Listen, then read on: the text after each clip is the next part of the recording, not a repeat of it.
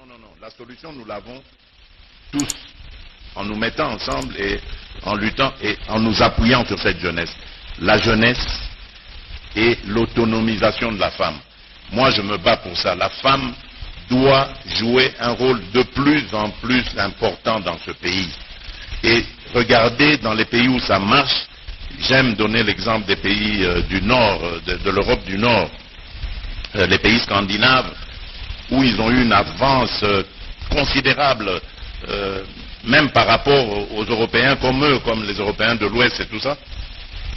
Ils ont mis la femme devant, et leurs pays sont les meilleurs systèmes économiques et sociaux du monde.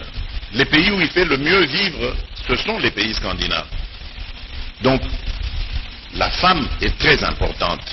Nous devons avancer culturellement aussi. Parce que je sais que une des raisons justement du retard que nous causons à la femme, c'est ce côté culturel. Où, par exemple, moi j'en sais quelque chose parce que je viens de cette province-là, où on fait marier ses enfants à 12 ans, on l'envoie déjà, alors que c'est un bébé, 12 ans. Un enfant de 12 ans, c'est un bébé. Donc, ce sont des choses comme ça qu'il faut dépasser.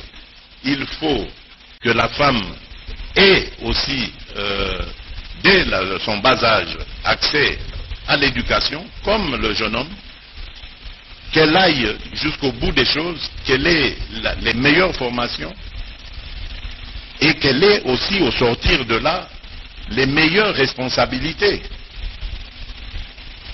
Et j'ai toujours dit, moi je souhaiterais vraiment que mon successeur à la tête du Congo soit une femme. En tout cas, si j'ai l'occasion de le promouvoir, je le ferai, je ferai cette promotion pour que ce soit une femme. Bon, ça c'est autre chose, j'ai pas envie de soulever la polémique. J'ai pas envie que les hommes m'en veuillent. Voilà. Alors, donc je peux dire que la femme,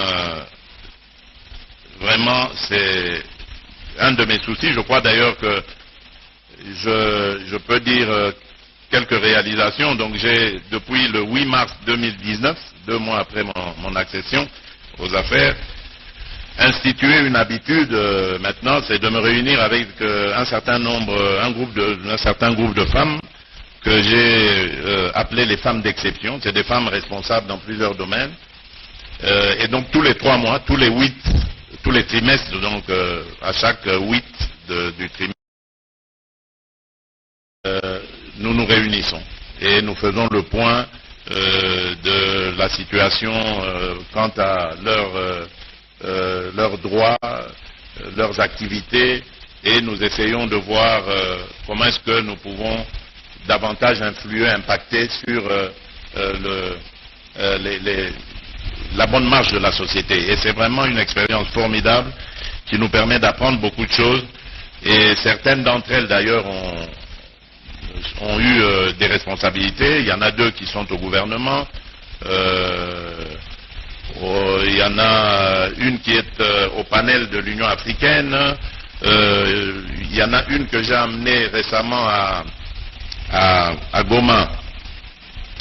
Maman Thérèse Kirongozi, pour ceux qui ne la connaissent pas, celle qui a fabriqué les robots dans la circulation à Kinshasa, qui est une femme géniale, très ingénieuse, et qui a mis au point un dispositif pour purifier l'eau, quelles que soient ses impuretés.